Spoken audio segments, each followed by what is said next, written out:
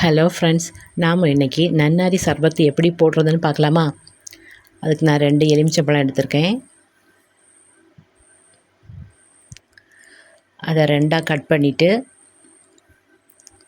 அதில் உள்ள சாறை நல்லா புழிஞ்சு எடுத்துக்கலாம்.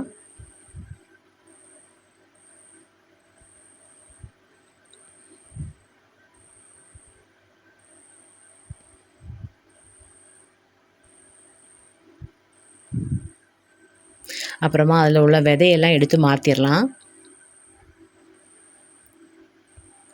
அப்புறம் நன்னாரி சர்பத்து சேர்த்துக்கலாம்.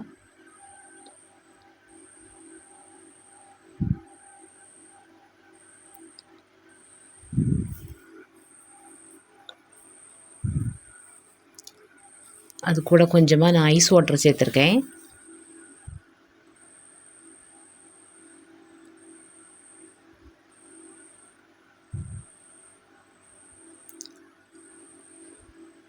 நல்லா கலக்கிக்கலாம்.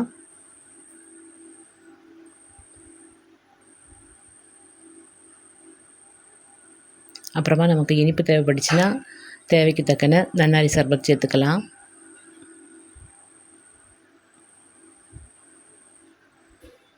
கூட கொஞ்சம் தண்ணி கூட சேர்த்துக்கலாம்.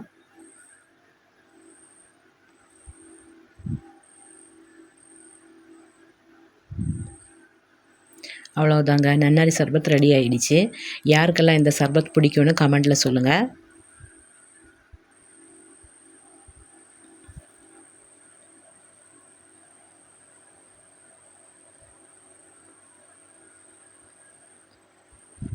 ஓகே, பாய், தேங்க்யூ.